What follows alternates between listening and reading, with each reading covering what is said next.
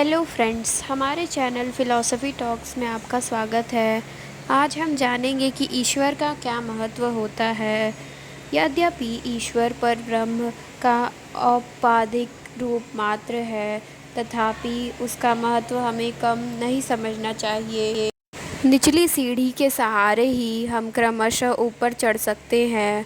उपनिषदों और अद्वैत वेदांत का विश्वास है कि सत्य का साक्षात्कार क्रमशः आध्यात्मिक उन्नति के द्वारा होता है। अविवेकी मनुष्य जिसे यही संसार पूर्ण सत्य जान पड़ता है, इसके बाहर जाने की अथवा इसके कारण या अधिष्ठान का अनुसंधान करने की आवश्यकता नहीं समझता।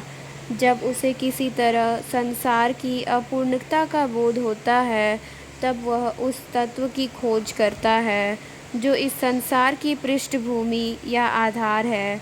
तब तब वह सृष्टिकर्ता और या जगत पालक रूप में ईश्वर को ढूंढने निकलता है और श्रद्धा भक्ति के साथ उसकी पूजा करता है। इस तरह ईश्वर उपास्य हो जाता है। जब विचार इससे भी आगे बढ़ जाता है, तब हमें यह बोध हो सकता है कि जिस ईश्वर तक हम जगत के सहारे पहुंच चुके हैं, वही वास्तव में एकमात्र सत्ता है और जगत केवल एक आभास मात्र है। इस प्रकार पहली कोटि में जगत ही सत्य है, दूसरी कोटि में जगत और ईश्वर ये दोनों ही सत्य हैं, तीसरी कोटि में केवल ईश्वर ब्रह्म ही सत्य है। प्रथम मत निरीश्वरवाद है, दूसरा मत रामानुज प्रभृति आचार्यों का ईश्वरवाद है, तीसरा मत शंकराचार्य का अद्वैत एब्सोल्यूट मोनिज्म है। शंकराचार्य इस बात को मानते हैं कि अंतिम कोटि पर एकाएक नहीं पहुंचा जा सकता, दूसरी कोटि के सहारे ही क्रमशः ऊपर चढ़कर हम वहां तक पहुंच सकते हैं। अतएव वे सगुण ब्रह्म की उपासना को भी हम महत्व देते हैं।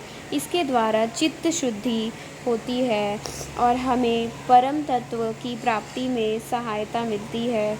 इसके बिना हमें विश्वव्यापी अथवा विश्व अतीत ब्रह्म का अनुभव नहीं हो सकता। शंकराचार्य देवताओं की उपासना की भी उपयोगिता मानते हैं, क्योंकि उससे अज्ञानी की नास्तिकता दूर होती है और इस तरह उपासना तत्व ज्ञान के पथ में सोपन होती है। तो यह था हमारे इस वीडियो में ईश्वर के महत्व के बारे में। अगर आपको हमारा यह वीडियो अच्छा लगा हो तो हमारे चैनल को सब्सक्राइब करना ना भूलें। धन्यवाद।